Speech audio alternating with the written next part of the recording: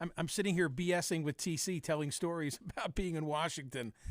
And it's showtime, TC. Nothing wrong with that. Hey, the sun did come up in Philly and the surrounding burbs. Did it? I didn't notice. I know many of us wondered at the end of last night if that would be the case. Make sure you're subscribing to the Smerconish.com daily newsletter. Turn on a friend, please. Subscribe to the YouTube channel, ring the bell, and you'll be notified when we are sitting here BSing, as we were a moment ago. Steve Cordasco still has you covered for retirement if only you'll call him and inquire. Steve Cordasco, John Walker, the entire Cordasco team at Mercer Advisors. They can guide you through an important transition in your life. They can create a tailored financial plan so that you can enjoy your retirement with the comfort and confidence that your hard-earned savings can provide for your lifestyle. What's his telephone number, you're wondering? Well, it's this, 855-558-3500. Schedule a free consultation. No risk to you to pick up the phone and call Steve Cordasco today. Cordasco Financial Network, that's a trade name owned by Mercer Global Advisors and SEC-registered investment advisors. Securities are offered through Andrew Garrett, Inc., not affiliated with Cordasco Financial Network or Mercer Advisors. Client experiences vary, and successful outcomes are not guaranteed. So today's poll question at Smerconish.com, the headlines now from Smerconish.com, the newsletter, where today's poll question asks this: what explains the increase in UFOs? More objects or more awareness? I know you could probably say both, that there are more objects up there and we're becoming aware of them, but I'm making it a binary choice. Is there just more stuff up there than there ever has been before, or is it that only now we're becoming aware of all of that which is in orbit or in our airspace flying above, because that wouldn't be orbit? There's a really interesting story today from Smerconish.com from HuffPo. Headline: U.S. General doesn't rule out aliens after multiple UFOs shot down by military. Because now, we're up to like 4 of these things, and I'm starting to get them confused.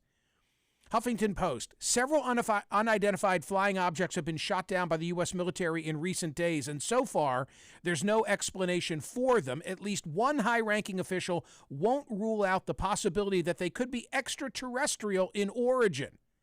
He said, quote, "I'll let the intel community and the counterintelligence community figure that out." This is General Glenn Van Herk.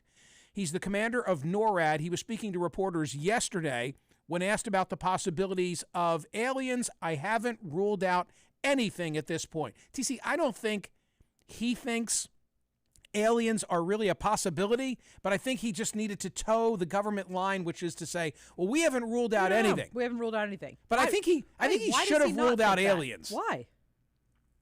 Because now the internet, and I'm fueling this. The thumbnail today, has like a photograph of the general, and here I am talking about it. Are you saying that you can say with no doubt in your mind that absolutely it's not alien? I can't say that. Correct. Neither can he. I think he can. No. What I'm saying is I think this is now going to be like Bigfoot. I haven't looked, but I'll bet the internet is going crazy about people wondering if there's alien life. Of course there's alien life. Of course? Of course. Are they religious? We don't know that. But I mean, what hubris of us to think that there isn't.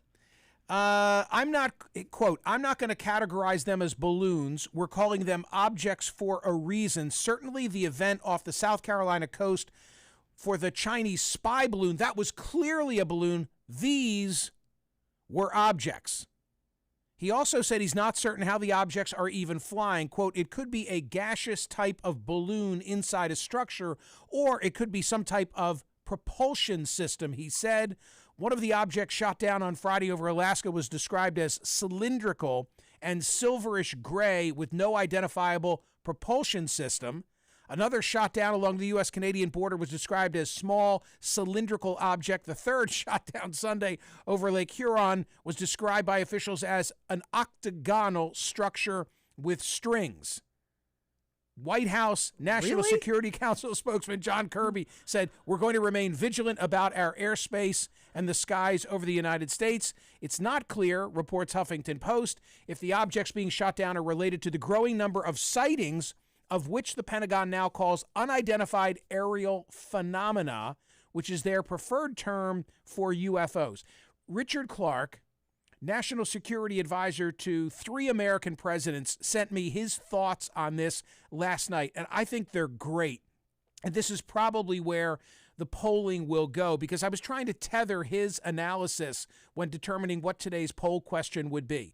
So he talks about in the essay about a number of instances in the recent past where something pops on our radar screen and it just takes over the news narrative. You know what I don't think he had in there were sharks. But the same kind of an argument. Remember the Summer of the Shark, which I think was the summer of 2001? Dominican Republic, everybody's dying bars. in the mini Yeah, bar the in the mini Dominican. bars. Right. Yeah. So Clark identifies a number of those type of phenomena and makes the argument like, hey, it's an awareness thing. So he says this, TC. Okay. Richard Clark. Explaining this phenomenon years ago to my graduate students at Harvard, most of whom lived in lower quality housing in Cambridge and Somerville, I asked them what they would conclude if they got up at 3 o'clock, walked into the kitchen, turned on the light, and discovered cockroaches there for the first time. Ugh. Would they think that the detestable bugs had started to infest their apartments? Most students said yes at first. Upon reflection, they admitted that there have probably always been cockroaches in those apartments. Most students had just never made 3 a.m. trips to the cupboard. I tell these stories to make a few points relative to balloons. Occasionally, something happens to draw our attention to a phenomenon that we had not been looking at before. When that happens, we sometimes see what looks like a lot of threatening activity that is part of a new pattern, an emerging threat. Actually, what we are seeing had been going on for a while and was perhaps normal. We were just not looking. Wow. That's what I'm asking about the balloon in the poll question, or these objects. You know, is it that there's more stuff up there? Or is it that we're just now becoming aware, and consequently, like every shark attack, we're blowing it out of proportion? Wow. So go vote at Smerconish.com. Yesterday, 17,157 votes cast. Will you be watching the Super Bowl more for the game or the commercials? The game, 71.87%. The commercials, 28.13%. So which was better? As you and I have discussed, I believe the game was far better than the commercials. As it was last year. You know, the commercials to me, and I did say this last year. There were some highlights. There were some highlights, but not... but just not what I is it. I used to be captivated. I mean, we've gone through this, but I used to be captivated, and I'm just not, anymore. I'm just not. So we are licking our wounds today. I'm tired. Are you? Yeah. I feel pretty good, but I'm physically I feel well. Okay. I'm just bummed about the outcome, and the reason that I'm bummed about the outcome is that they lost. Because they lost. That's a large part of it. Okay. I didn't grow up in Alaska, Boston, and North Carolina. I've been here my entire life. Okay. Okay. Why don't you tell us about it? Thank you, I will. A lot of fond memories, with my dad, my brother, and me at Veterans Stadium. Were you ever in Veterans Stadium? Nope. Never once? Nope. Wow. Yeah. I mean, it was a dump. But I say wow because it was all we had. It was there, of course. It was all we had. And we had the worst Eagles season tickets, end zone, last row of the 600 level. Some people who are really knowledgeable would say, well, it could have been worse. You could have been in the 700 level because that was the top level. Oh. Except where our seats were, we were in a wind tunnel. Oh. Because people would enter right behind us and the wind would howl. Oh, geez. We would take a tarp and we would tie our tarp behind our seats. Oh, just to break the wind. Wow. Yes, I guess to break the whack whack. That was great, TC. Seriously? You are so funny. Seriously? Yes, we would break the wind as we were watching the Eagles. I'm upset on the merits, but I'm also upset, I say clutching my Wawa coffee, because we've been having a moment around here, a moment of the type that are so few and far between, where there's something that unites us. Okay, instead of dividing us by race or politics or religion or gender or God knows what, like in this area for the last couple of weeks, it's been all about the Eagles, everybody wearing green. I still have on my pants. Green cords. My green cords. And, I started taking notes on that this weekend, that people, The dogs were doing it. Everyone was getting their nails done, and it just like, it was a real fun feeling. Yeah, and I've had these type of feelings sport related because it's still a unifier of us, Big even time. though, as Jerry Seinfeld says, we're rooting for laundry in many instances. But there have been a few of these in my lifetime. The Flyers of 73, 74 were definitely one. The Sixers, when they didn't win, but against the Lakers in 2001, I think, the 08 Phillies, we had so much fun. That was amazing.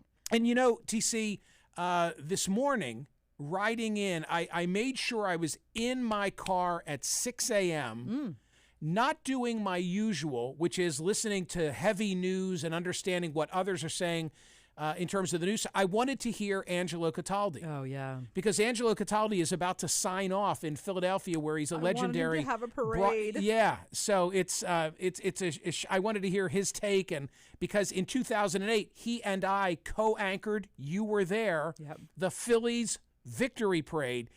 In Citizens Bank Park when Chase Utley said world effing champions. I almost said big effing deal, but that was Joe Biden. Right. I mean, big stuff too. Listen, in the football realm, I want you to have, and even though the Super Bowl's over, you'll still love this. I want you to have an experience that I had this weekend. We re-released an interview that I did with the one-time president of NFL Films, Steve Sable. I did not have a relationship with him, although I know we would really have gotten along. And TC, on Saturday, after my CNN show and after I ran errands and did things that I wanted to do, yep. there came a moment where I was in my backyard. It was warm. I was having a cigar. My buds were in, and I was listening to the podcast with Steve Sable as he told stories about the origin of NFL Films and some of the characters he's met along the way. And with your good graces, we have just a 2-minute clip of Steve telling me about Hank Stram, which I think is timely because when I think of the Kansas City Chiefs, of course, I know Andy Reid and, Andy's role. But like back in the day, it was Hank Stram who took the Kansas City Chiefs to their first Super Bowl. Listen to Steve Sable's insight about Hank Stram. This comes from a podcast of mine, which you can listen to. Hey, I have this image in my mind of a very dapper Hank Stram, coach of the Kansas City Chiefs, and then as a commentator. What an interesting character. Well, Hank was, of course, we had Hank mic'd for Super Bowl IV, and that became, and to this day, is still the most popular of all Super Bowl films because of Hank's personality, and it's running on a loop right now as we speak on ESPN. But we wanted to convince him to wear a mic for Super Bowl IV. So we went up to his hotel at the Royal Sonesta. This was in New Orleans. And Hank was very vain. And he was a little pudgy, a little overweight, so he used to wear a scuba suit under his clothes. To Come on. a girdle? Yeah, it was like one of those scuba rubber. So we went up to his hotel room to talk to him, and he's sitting there with a tray of crab remick, shrimp lamés in front of him. He's watching a bowl game, and he's sitting in this scuba suit because he'd just taken off his vest. And we wanted to, mic him for the game. And Hank was one of those people had a very interesting vocabulary. He always referred to himself in the third person. Like Bob Dole. Bob Dole says, yeah, I get it. Right. This is the mentor, he called himself. He called himself the mentor. The mentor, right. So he said, we would like to mic you for a game and for the Super Bowl. And Hank said, well, in order for the mentor to wear a microphone for the Super Bowl, there has to be some coin of the realm change hands. I had never heard that expression. My dad never heard of it. I didn't know what I said. My dad says, what do you mean, Hank? And Hank says, rubbing his thumb and forefingers together. He says, smush. That's what he called my dad, Big Smush, and I was Little Smush. He says, listen, Big Smush. He says, I want some dead presidents. Something I can fold up and put in my pocket. So we never paid anybody before. Dad says, all right, well, Coach, here's $250. And Hank, I'll never forget what Hank says. He says, that won't even pay for the mentor's dry cleaning. You got to do better than that. TC, I would like you to call me the mentor now. That's not going to happen. Oh, my God. And you're going to refer to yourself in third person? Yes, the mentor. The mentor needs some dead presidents. The host. The host of the program. You know what? I do say that to you, don't I? Yes, you do, Michael. I've got a little Hank Stram in me. Yeah, you do. Oh my God! Right. Honestly, I was. How hard is the host working? So the thing is, the interview wasn't that long. It's only like 10 minutes long. It's so impactful. It's so great. Yeah. It's so great. And he's gone. Yeah, right? he's gone. I mean, oh my God, glioblastoma. Brain cancer. Young. Took Steve Sable in his 60s. I can't even. Really great interview. Please listen to that. You'll love it. No matter where you live, you don't have to be an Eagles fan. $3,000. His father was an outwear salesman, like coats, outerwear, yes, and for $3,000 started NFL Films because nobody else cared and nobody else thought it would grow into anything, right. And what a business it became. Okay, still with the Super Bowl on the brain. Here's the big conundrum. The question people are wondering about. It's a big conundrum. Go ahead, you explain. You're talking about the pizza boxes, right? Can you recycle pizza boxes, or is the leftover cheese, which may or may not be stuck on it, too greasy? Can it be recycled? And the answer is yes. The answer is yes. You can recycle your pizza boxes. Even if there is grease on it or if there is cheese stuck to it, they can get that out and you are fine. So you can recycle the pizza boxes. There's always like an extra slice. Yeah. I always just empty the box. Right. But I put that box in recycling for sure. Right. But when you say there's an extra slice, you don't put it in the recycling with the extra slice. No, I remove the slice or whatever it is. Right. But there's leftover cheese stuck there. I'm not going to lie to you. Do I scrape the box of cheese? I don't. No, but the whole point is you don't have to. Right. Okay, so we're good for that. Okay, pizza boxes are recyclable. Yes, they are. I mean, that's a great question and a specific answer. Aaron Rodgers is the Packers QB at least right now. Today he's beginning a 4-day darkness retreat as he considers his future. Why would you do this? Torture. So there'll be like a hole where food gets passed through. It's like a little house. And it's so he's going to be on death row for the next 4 days. And you don't get any contact. He's not bringing anything with him. There are some people that think you should wear adult diapers, but there is a bathroom. Like the whole thing is just I just don't understand why you need sensory deprivation in order to make a big decision like that. Quote, I feel like it's really a room, dangerous. It's a little house. There's a two-way, like a little slot where they will drop in some food for you, but it is isolation and darkness. No music, no nothing, just myself, isolation.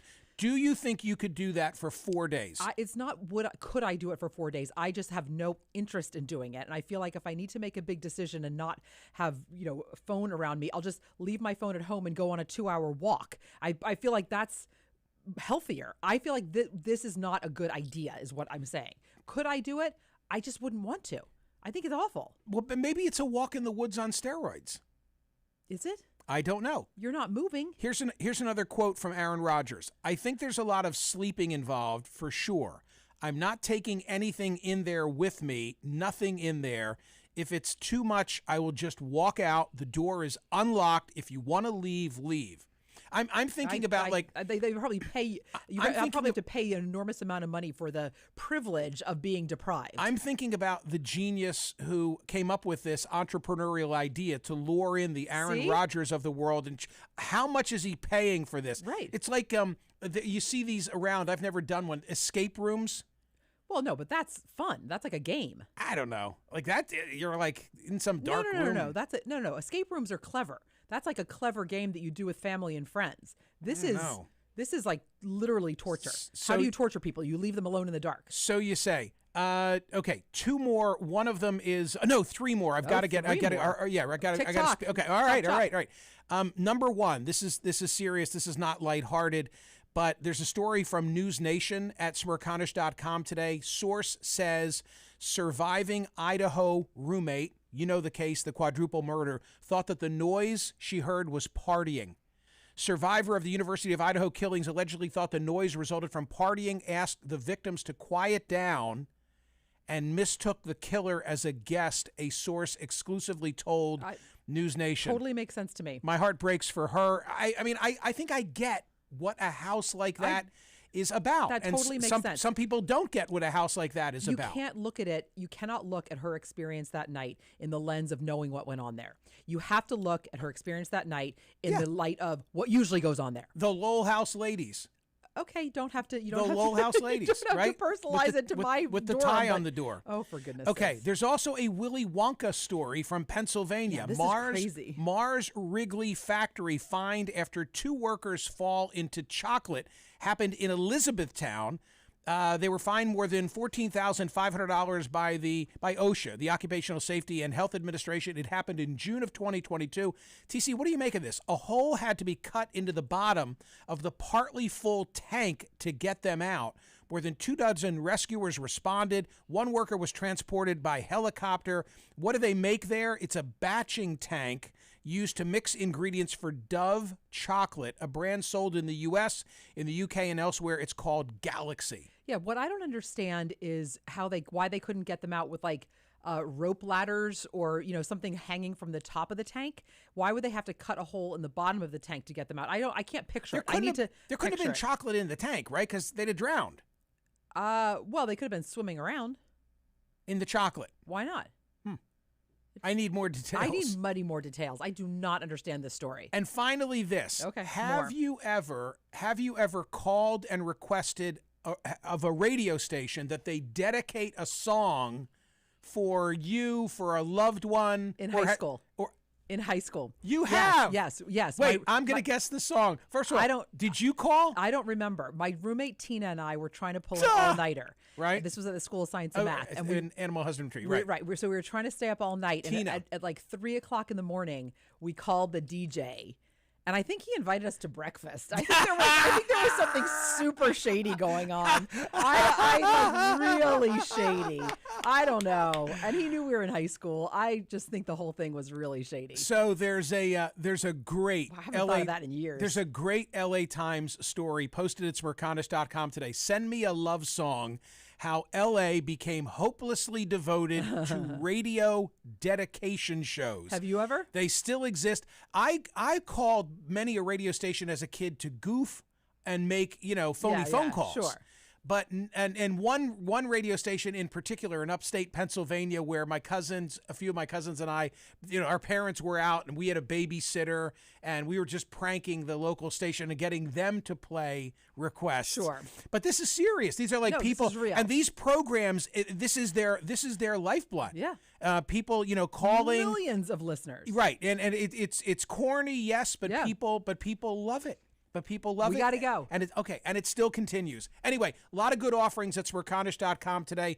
Sorry for those in the Philly area about the birds. There will be another season. The sun did come up today. Make sure you're voting on today's poll question about all of these UFOs. See ya.